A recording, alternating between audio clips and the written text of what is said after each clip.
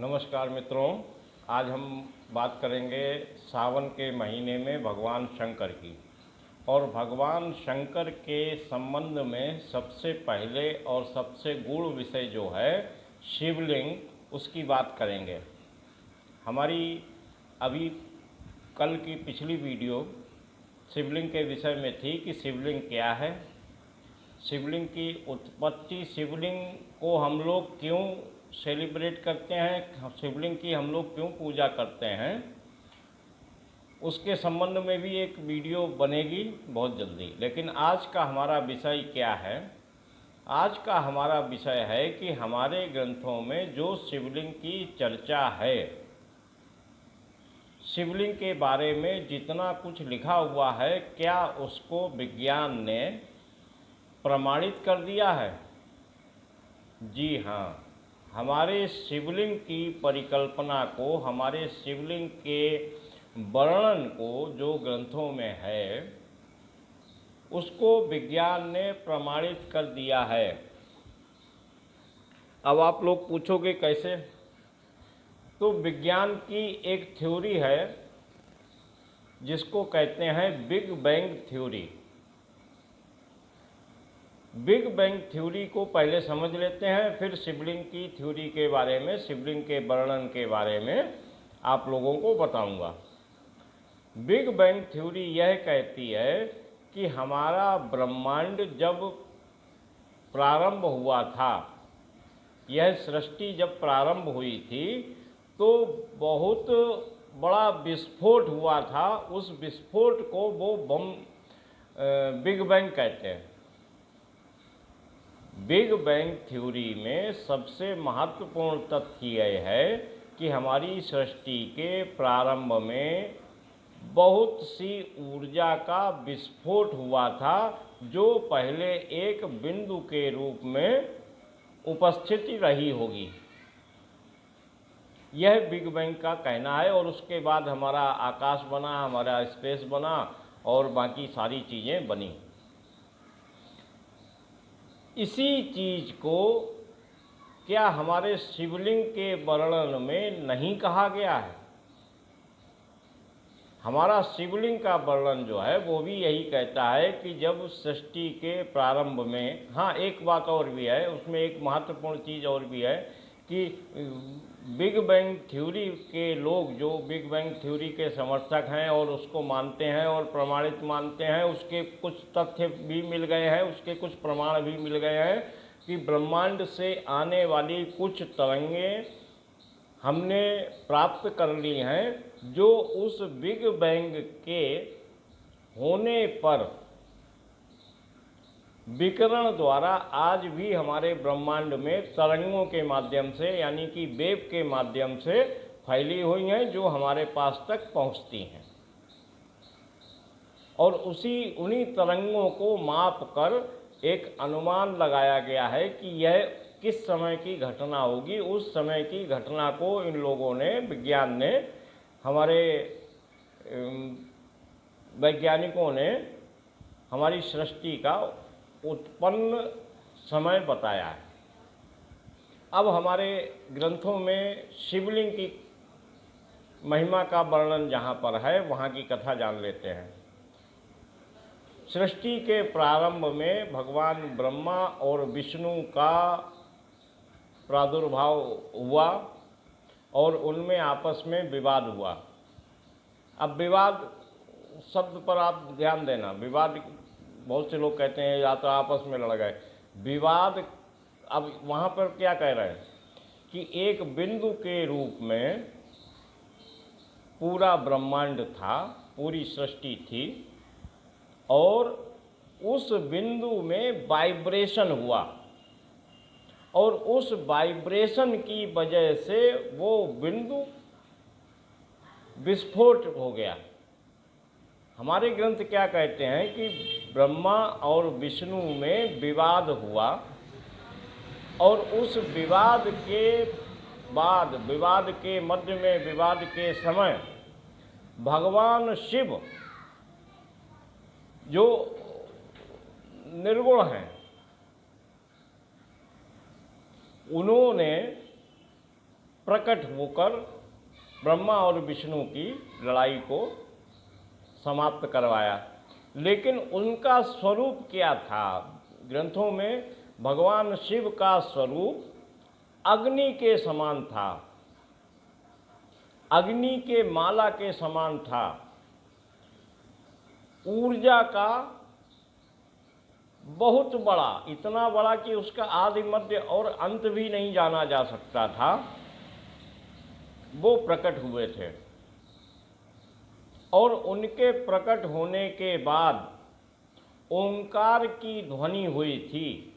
विस्फोट के लिए दो चीज़ें आवश्यक होती हैं, और वो दोनों चीज़ें शिवलिंग की उत्पत्ति, ब्रह्मांड की उत्पत्ति के समय शिवलिंग का प्रकट होना सिद्ध करता है कि बिग बैंग थ्योरी शिवलिंग के प्रकट होते समय की स्थिति से बिल्कुल मेल खाती है। हमारे ग्रंथों में कोई भी कहानी, कोई भी कथा ऐसी नहीं है जिसको प्रमाणित ना किया जा सके, लेकिन ये इतनी सूक्ष्मतम अथवा बृहत हैं कि हर समय सारी चीज़ों को एक साथ ढूंढा नहीं जा सकता, पाया नहीं जा सकता, देखा नहीं जा सकता, सुना नहीं जा सकता।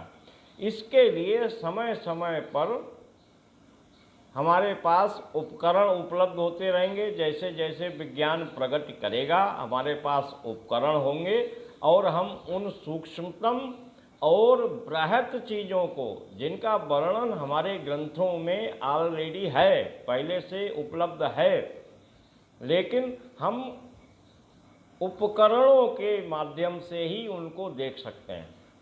और ये समय की आवश्यकता के अनुसार, समय के प्रभाव से उत्पन्न होते रहेंगे उपकरण। उपकरणों की कोई कमी भविष्य में नहीं होने वाली है, और इन उपकरणों के माध्यम से हमारे ग्रंथों को ही प्रमाणित किया जाना है। हम सनातन धर्मियों को किसी भी पात्र, हमारी कथाओं के, हमारी रचनाओं के, हमारे वेद के, हमारे पुराण के अगर अर्थ समझ में नहीं आते हैं तो आज नहीं आते हैं। जैसे जैसे विज्ञान प्रगति करता जाएगा वैसे वैसे हमारे सारे कथाएं प्रमाणित होती जाएंगी।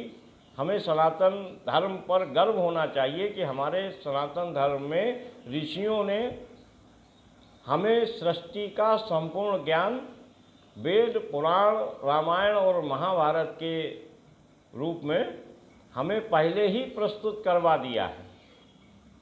और इसी आभार के प्रति हम अपनी पूजा पाठ करते हैं। जिन चीज़ों को हम अभी नहीं समझ पाते हैं उन चीज़ों के बारे में भी हम पूजा पाठ करते रहें। जैसे जैसे विज्ञान प्रगति करेगा हम अपने ग्रंथों को प्रमाणित होता हुआ पाएंगे। शिवलिंग की कथा सबको प्रारंभ वाली पता होनी चाहिए। पृथ्वी पर शिवलिंग कहाँ कैसे स्थापित किए गए, यह कथा उतनी महत्वपूर्ण नहीं है जितनी कि उस शिवलिंग की कथा महत्वपूर्ण है जब सृष्टि के प्रारंभ में ब्रह्मा और विष्णु का विवाद हो रहा था, और उस समय अग्निपुंज के रूप में, अग्नि के ज्वालामाला के रूप में जो शिवलिंग प्रकट हुआ था। लिंग का मतलब, आप लोग यहाँ पर यह भी समझ लीजिए कि शिवलिंग का मतलब शिव के शरीर का कोई अंग नहीं है। शिव का तो कोई शरीर ही नहीं है। शिव जी एक बार सृष्टि के प्रारंभ में रूप धारण करते हैं। उस रूप को, पूरे शिव रूप को लिंग कहते हैं। लिंग का अर्थ आप लोग रूप लगाइए। लिंग का मतलब योनि अथवा हमारे शरीर का जो मध्य में लिंग रूप होता है उससे नहीं है। आप इसको स्पष्ट समझ लीजिए कि लिंग का मतलब है हमारी सृष्टि के प्रारंभ में जो अग्नि, पूरी सृष्टि में अग्नि भर गई थी, वो अग्नि भगवान शिव का रूप था और उस पूरी अग्नि को शिव का रूप मानकर शिवलिंग के संबोधन से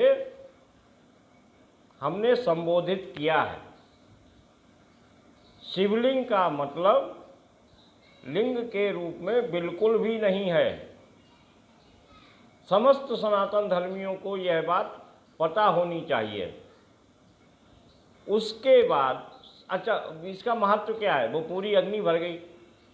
उस समय जो शिव जी के रूप में हमें ऊर्जा प्राप्त हुई थी, हमारा बिग बैंग थ्योरी भी कहती है कि हमारी सृष्टि में जितनी भी भौतिक वस्तुएं हैं, लौकिक अथवा अलौकिक, जैसे आकाश है, सूर्य है, चंद्रमा है, पृथ्वी है, वायु है, जल है, लकड़ी है, पेड़ है, पौधे हैं, जानवर हैं, पशु हैं, पक्षी हैं, अथवा जो कुछ है ज्ञात है अथवा जो कुछ ज्ञात नहीं है, वह सब उस ऊर्जा के प्रभाव से उत्पन्न हुआ है। यह विज्ञान मानता है और हम भी यही मानते हैं ग्रंथों के आधार पर कि भगवान शिव ने जब प्रकट हुए उसके बाद ही उनके प्रभाव से समस्त लौकिक और अलौकिक वस्तुओं का निर्माण हुआ। तो यदि भगवान शिव, महाशिव, सृष्टि के प्रारंभ में इतनी ऊर्जा हमें ना देते तो इतने अरबों खरबों वर्षों के बाद भी हमारी समस्त वस्तुएं, हमारा फ़ोन आज बना हुआ है, किस चीज़ का बना हुआ है? एनर्जी। हर वस्तु एनर्जी से बनती है। एनर्जी मतलब शक्ति से। बाकी और प्रक्रियाएं महत्वपूर्ण हैं और वही प्रक्रियाएं फिर कभी आपको समझाऊंगा। ऋषि और देवताओं के रूप में वो प्रक्रियाएं हैं, उसका कभी एक अलग से वीडियो बनाऊंगा। तो हम आज जो कुछ भी हमारी सृष्टि में देख रहे हैं वो सब उन महादेव के प्रकट होने पर, शिवलिंग के प्रकट होने पर जो ऊर्जा हमें प्राप्त हुई थी, जो ऊर्जा अभी तक हमारे और सृष्टि के अंत तक हमारे सभी प्रकार के भौतिक वस्तुओं के निर्माण का कारण है। आज हम उत्पन्न हुए हैं तो हम भी उसी ऊर्जा के प्रभाव से उत्पन्न हुए हैं। इसलिए भगवान शिव के लिंग को, शिवलिंग को भगवान शिव का लिंग न समझें, भगवान शिव को ही शिवलिंग समझें। और शिवलिंग का जो प्रारंभिक स्वरूप हमारे सृष्टि के प्रारंभ में प्रकट होना है, वही विज्ञान के शब्दों में बिग बैंग कहा गया है। यदि हमारी वीडियो कोई विज्ञान का छात्र देख रहा है तो वह इस बात को थोड़ा और अच्छी तरह समझ पाएगा और लोगों को समझा पाएगा। और यदि हो सके तो लिंग पुराण में शिवलिंग की उत्पत्ति कथा वो पढ़े, उसको पूरी बिग बैंग की थ्योरी वहाँ पर मिल जाएगी। इससे पहले मैंने एक वीडियो बनाई थी शिवलिंग के, उसमें ये कथा मैंने पूरी बताई भी थी। जिन लोगों को वो वीडियो ना मिली हो या उन्होंने अभी तक वीडियो ना देखी हो तो वो वीडियो हमारी देख लें, ताकि शिवलिंग के बारे में लोगों के भ्रम दूर हों और शिवलिंग को योनि समझना बंद करें। निर्विकार निरूप, अरूप, निर्गुण ईश्वर शिव ने सृष्टि के प्रारंभ में जब प्रकट होकर अपनी ऊर्जा का कुछ अंश हमें दिया, उस रूप को शिवलिंग कहते हैं। आशा है जो लोग वीडियो देख रहे हैं, जो लोग पूरी वीडियो देख रहे हैं, कम से कम उनको तो शिवलिंग का मतलब पता चल गया होगा और वो आगे भ्रमित नहीं होंगे, सनातन धर्म पर गर्व महसूस करेंगे। इसी के साथ सभी लोगों का बहुत बहुत धन्यवाद। आप हमारे वीडियो को सब्सक्राइब करके हमारी अन्य वीडियो को तो प्राप्त कर ही सकते हैं, लेकिन और लोगों तक पहुंचाने में हमारी मदद भी कर सकते हैं। लाइक और कमेंट तो आप अपनी जिज्ञासाओं और अपने आप को कितना संतुष्ट पाते हैं हमारी वीडियो देखकर, कि आपको अच्छी लगती है या नहीं लगती है, तो लाइक अथवा डिसलाइक कीजिए। और हमारी वीडियो इसी तरह धार्मिक दृष्टिकोण पर शोध करने के कारण बनती रहेंगी। आप लोगों का बहुत बहुत धन्यवाद कि आपने पूरी वीडियो देखी। इससे पहले वाली वीडियो में हमें आप सभी लोगों का बहुत सहयोग मिला था, उसके लिए भी बहुत बहुत धन्यवाद, बहुत बहुत धन्यवाद, आभार, बहुत बहुत धन्यवाद। नमस्कार बंधुओं।